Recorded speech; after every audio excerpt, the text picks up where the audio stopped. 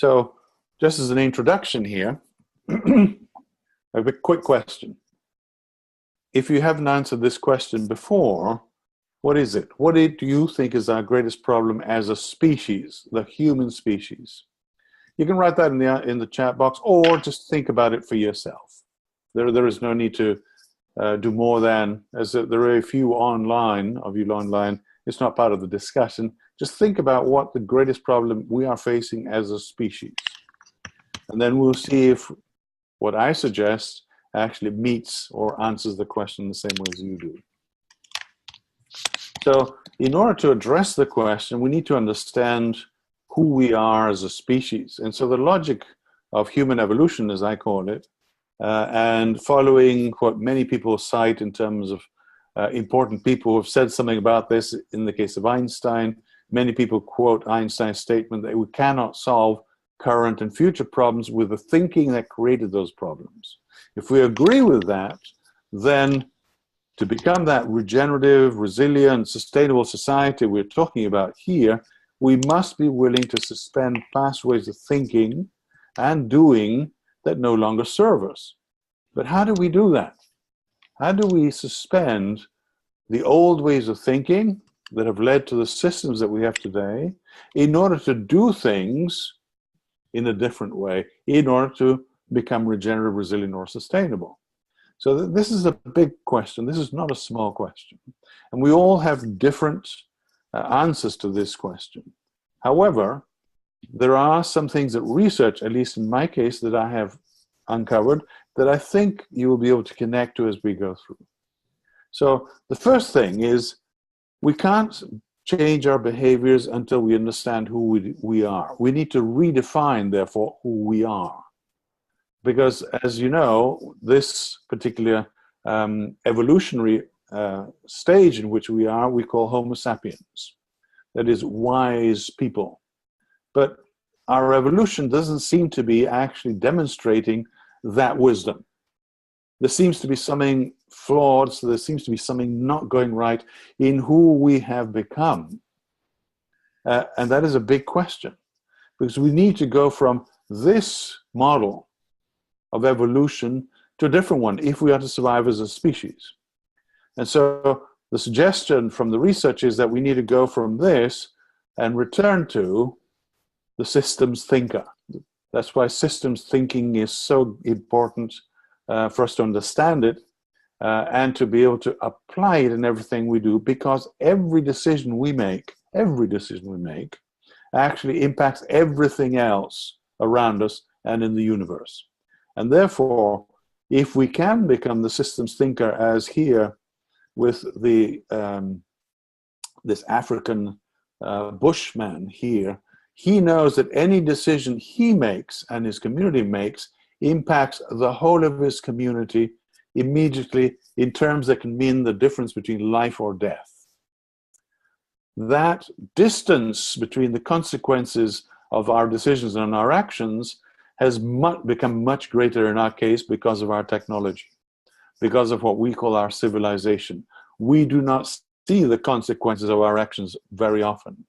And so therefore we can afford to not think of the decisions we make and their unintended consequences, because they're so remote, we don't need to do that. So how do we solve that problem? Well, one is we need to redesign everything that we do. And we have to go from not the global issues, as I was saying the other day, climate change is not something that we can solve as individuals, but at the local level, we all have power, we all have influence, we all have the capacity to do something at the local level that would impact the global. So it is that cumulative effect of all of us making wiser decisions and wiser behaviors that will get us to where we're going to go. So we have to suspend, to begin with, these linear models of operation. We cannot continue operating in this way of taking from the earth, making stuff, selling it, and throwing it away in this linear model, which is what we call the take, make, waste society. And this is, you have some references here if you want to get deeper into this kind of work. But we need to go from this linear model of operation to a different one. to what we call integrated systems, to as the universe operates, how nature operates, and it's these cycles of where everything that happens in the universe actually never goes away, but it comes back as a nutrient for the next generation. And in the case of human systems, we have two now dimensions of this. We have the organic, natural system, and then we have the synthetic system. And our biggest problem is the synthetic system. Our manufacturing operation is not circular, is not cyclical, it is linear. And therefore we accumulate waste. As we saw in the natural step last week, we accumulate waste that is poisoning the earth. We're reducing or eliminating the natural raw materials that we can have access to make our products, rather than putting them back into the manufacturing stream. With even thinking at the molecular level of the chemicals that we're creating that are actually poisoning us and all the species around us. So this is a big challenge. For those of you who are getting into business, wanting to modify systems, one of the things to consider is how do we create integrated systems, not linear systems, which go back to the Industrial Revolution and the assembly line, which that model of assembly line has affected everything we do, including education. Where age, your date of birth, is more important than your ability to learn. So this impacts healthcare, it impacts industry, agriculture, finance, manufacturing, sales, it impacts everything. So how do we go from the linear model of let's reduce the stuff we use, let's reuse it, let's recycle it, which is still not enough. This is not going to transform our society into a regenerative, resilient one. We need to go to restoring the systems that are damaging, redesigning all human systems, and replacing the old human systems with new ones. And this is much bigger than just trying to do some good stuff with paper recycling or glass and paper recycling, metal recycling. This is much bigger than that. And so the theory of change, to answer the initial question of which is the biggest problem we have as our species, is that we always tend to, or most of us tend to focus on behaviors, which of course they do make change happen, but they're only as good as what I call the inner operating system, the iOS that drives those behaviors. And that inner operating system is our consciousness. That is where we lose focus.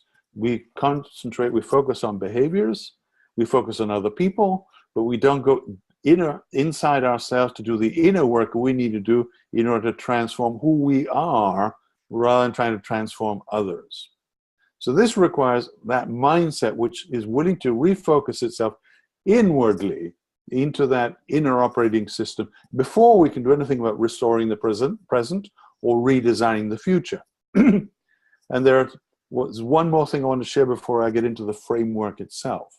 And this is what I call the journey of evolutionary wisdom. We're all somewhere along this path, this journey in who we are. Most of us have some sense of purpose, some of us do not. Those of us who do not have a driving sense of personal purpose are driven by or obliged to follow the purposes of others, which I call external purpose and which I call the regressive cycle, the evolution that goes backwards, not forwards. And when we follow external purposes, it is because we are unaware of our own purpose. But when this new purpose is proposed to us, when our parents tell us you have to become a lawyer or an engineer, or we tell women the woman's place is in the home, all of these different external purposes are something that provoke resistance in us. But if we have nothing to respond with, if we have no personal purpose, eventually we will accept the status quo, we will accept the situation as it is, and in the end we will comply, we will be obedient, and we will follow the purposes of others. And this is what I call the compliance cycle or the regressive cycle. But what happens When we do connect to purpose or purposes, it's not that we only have one purpose in life, we have many. But when we connect to those purposes, we engage what I call the evolutionary cycle. We suddenly begin to feel and sense that there is something different. And what that does is it creates in us an intention. I want to do something. I want to make a difference. And you wouldn't be in this course if you weren't actually thinking about making a difference. And that wanting to make a difference, which is part of your personal leadership action plan and then your project, is something that will then engage you. It actually becomes easier to get out of bed, to actually create your task orientation, to empower yourself and others in order to fulfill that purpose. And so this is what I call that evolutionary cycle that goes forward. It evolves and ascends and expands. And this is where we can actually believe in ourselves sufficiently and create a legacy. But that legacy is a journey that each of us has to take. Nobody can take that journey for us. And the sense, what I want to communicate here is that that's why we need to first identify who we truly are. And as you'll see from the framework, that's exactly what the leaders I have worked with over the past almost 15 years now are actually saying about why they are successful as regenerative leaders.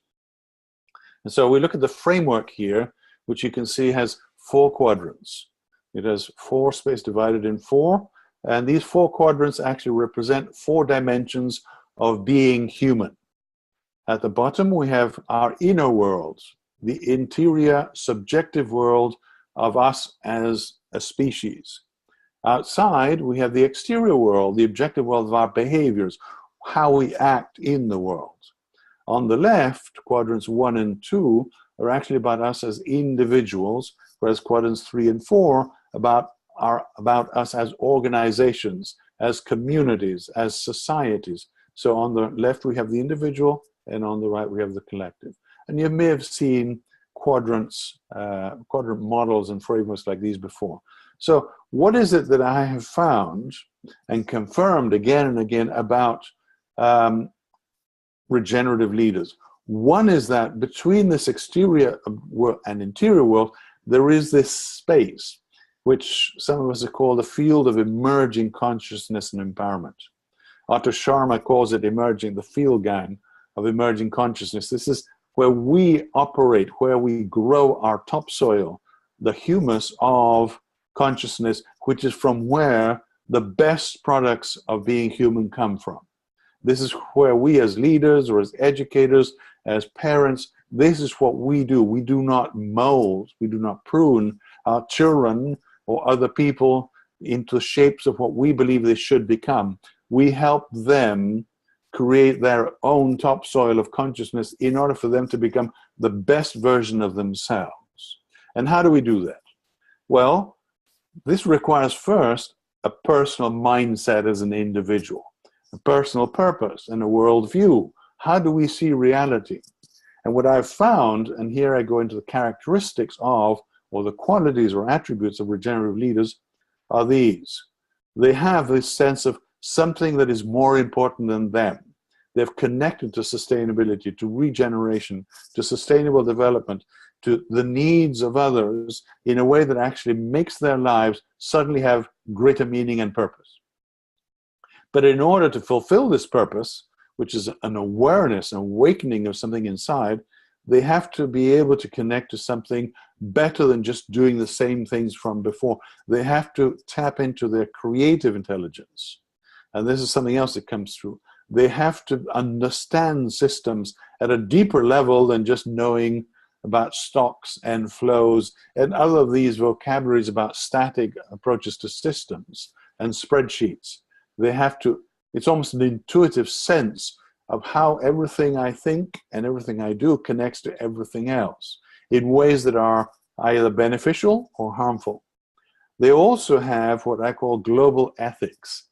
A regenerative leader has the capacity to balance his or her self-interest and legitimate needs, aspirations, and wants with the common good. How can I do that? And that's what I call the global ethics. How can I become a fulfilled, wealthy, successful, effective leader or person, professional, while at the same time ensuring that everyone else has similar opportunities to grow and develop for themselves. And finally, because of the complexity of society, regenerative leaders have to be, as with any leader today, they have to be comfortable with ambiguity, with seeing how they can create a vision of desirable emerging futures, even when we don't know what those futures might look like. So it is this sense of comfort with ambiguity, complexity, that we cannot control the future, we cannot even control the present, but we can be open to possibility and then go creating with others those best futures. So if we understand these inner qualities, we can then see how these qualities can be translated into actual behaviors. Which are these? And this is what, again, comes through in the research. These personal behaviors, competencies, and skills. So obviously, from this heightened sense of purpose, leadership is purpose-driven. It's driven by a firm, strong, powerful, driving purpose that actually infects the individual and infects others. But as you will see, it's not just about my purpose that we want to fulfill. It is the purpose of my purpose and the purposes of others. Otherwise, this would not be regenerative leadership. And how do they do that? Well, one is through what we've called iterative observation. Who is doing what I want to do better than I am? Who's doing it best? Can I imitate the best and bring that best into my plan, into the regenerative project, for example, in order to inform what I'm thinking with even better ideas? And then I will build on those and create something even better. And how do you do that? Also by listening deeply. This idea of listening to other people's voices as if they were really valuable and important. Even our clients and our stakeholders, those people whom we want to help, if we do not listen to them, then we are not becoming regenerative. We're just developing something to help someone. This is not the work of the regenerative leader. That is the work of the charity, of the philanthropy in the old sense, not in the current sense, where we look at the idea that we partner with those that we believe do need support. They do need resources. We can bring those resources, but they must help themselves build themselves out of the situation they're in. We cannot do it for them, but we must listen to them to make sure that the resources we provide are the ones that they need and want. And we do that, and we make decisions by engaging, therefore, all the stakeholders involved in the project, in the program. We listen to the students, we listen to the clients, we listen to the communities that are going to be affected by that project, that solution, in order to design the best possible solution, project, program, etc. So from there, then, what happens with the collective? How do regenerative leaders operate within their organizations? Well, the first thing that they don't do is they don't go in and they tell the people there in the organization, this is what we're going to do, this is the mission, this is my vision, this is what we need to do. On the contrary, they work indirectly, fostering first that collective purpose, that shared vision, as Peter Senge would have said it in the fifth discipline. And how do they do that? Through what we call generative conversation. This idea of everything is possible. This is a safe space where everybody has a real voice that is really valued. It's just what I say, that at this table, in a building, if we want to improve the quality of how this building operates, the janitor, the person that cleans the toilets, has to be at the table, because he or she is the person who's actually using the toxic or the non-toxic cleaning products in concentrations that are creating a chemical environment that is either healthy or unhealthy. They should be at the table. There is no boss in these generative conversations. And again, because, as we can see, logic and reason are the human faculties that have brought us the wonderful technologies that we have, but also have brought us the problems that we have, it would seem that logic and reason are not the only faculties we can use today, we must use in order to solve our problems. And this brings up this other point about transconceptual dynamics. In our generative conversations, we must open not only our minds, but our hearts and even our souls. There is an intuitive, creative spark that knows that what we want to do is different to what we're doing before, but apparently using just reason and logic alone in our meetings, in our conversations, we can't find the right solutions. We have to be able to go beyond that into what I call the transconceptual, beyond just ideas. How do I feel about this? What do you feel? What do you sense? What could be a new possibility? So can you engage people through imagination, even through meditation and contemplation? Can you create physical activities that help bring down people's defensiveness? And we'll be going through some of those tools next week. This is a learning process that we've called triple loop. Triple loop means, and is different to single or double loop learning. Single loop learning is like the assembly line. When we finish a car, it comes off the assembly line in the factory, we drive it around the test track, a wheel falls off, something's wrong, we go back, we fix it. That's single loop learning. Double loop learning is when we ask ourselves, why are we using an assembly line? Isn't there a better way to do this? And we can see this in healthcare, we can see this in education, where instead of taking an assembly line approach of bringing in a patient, for example, into a hospital, one nurse receives, takes down data, information, moves on, never learns the name of the patient, then comes the doctor, then the night nurse, the next nurse, then the surgeon. Nobody talks to each other. They actually just put the patient through, and the sooner they can get that patient out of the bed and into the street, that's the sooner they can fill the bed again and make money. In a regenerative healthcare system, the patient is received by a team.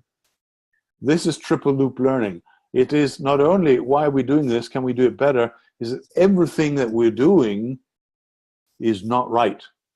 We need to be willing to suspend everything we think we know in order to engage the possibility of a completely new way of doing everything. And this is literally reinventing the wheel. And that is something that many organizations are not willing to do. And that's why they're limited in their results of becoming truly a leader in their industry, their field, in their community as a regenerative leader. But if we do entertain these very, very complex approaches to leadership, because this has implications for who we are and how we behave as leaders in terms of working with others and building those relationships that have consequences for the collective culture here, the organizational culture, and then the behaviors of the organization, which in this case, with regenerative leadership, it actually brings in these behaviors. The first one is what we call backcasting or backward chaining or instruction by design with the end in mind. So this is understanding by design in education. The idea of we first go into what is the desirable future that we want to see in 200 years' time, not next month, not in the quarterly report to our shareholders, but in 200 years' time. This is something that we also find quite difficult because most of our decision-making timelines and processes are tied to a quarter, that is 1 quarter of a year, 3 months, a semester, an year, an annual report, an electoral cycle of 4 years or 6 years or 2 years. So it's very difficult for people to actually step away from these limited cycles and to think long-term rather than short-term. This is what can engage third-order change, which connects back to triple loop learning. This idea of suspending everything that we do and engaging the possibility of a completely new way of doing things, which then allows us to engage in this collective strategy together, first to prototype a solution, to work out what we call the unintended consequences of that solution 200 years down the road. As here in one of the companies I work with, seventh generation, which comes from the Iroquois Native Americans, who actually did not make decisions at the village or community level until they had thought about the consequences of those decisions for 7 generations into the future. We have lost the capacity to do that. And when we can, however, we can actually create these prototypes that will be healthy, will be profitable, they will impact communities positively, they will help people in poverty, help people who are suffering, help people who are in areas of conflict, in order to prototype solutions that can then be mainstreamed, which by this we mean is actually scaled up more globally. And these solutions are what we call triple top line rather than triple bottom line. The triple top line, as you may remember from last week, is how can we grow prosperity, celebrate community, and enhance the health of all species for all time. So therefore, how does leadership work in this context? This is what we call the infinity, or I call the infinity symbol, of a process that never ends. And so we have this purpose-driven, shared, iterative leadership where we are continuously evolving and getting better. This is part of the purpose of the Personal Leadership Action Plan. How can you get better at these things? Because these things here in your inner mindset are what are going to help you create better behaviors in how you work with yourself and others. And how do we do that? Well, we call this decision-making process, how we work with others in the collective, circular systems of collaboration, where we work without positions and authority, but at the brainstorming and design stage, everybody has equal say in the solution design. Of course, those who are experts in particular fields, and we'll be talking about that later, or specialties that they bring to the table, should have a stronger voice in some areas. But everybody is considered, from the most humble to the most powerful. And we'll be talking about that in a second. So that is the regenerative leadership framework. And hopefully you'll actually use this to inform your personal leadership action plan. And also in the regenerative project, this leadership section, the leadership process, how are you going to make your project work as you try to bring it into life, bring it to life, or improve what you're already doing. And how do we do that? How do we build these legacies? So here we have a few ideas about how to do this. Well, clearly, we must connect to this higher future, this highest future possibility that we have, using our talent or identifying it, seeing where our passion lies, where we are creative. What is it? Where is it that we are most creative? Where is it that we're willing to put in the work and develop that skill that will actually differentiate us from everybody else, where we can actually really bring in expertise?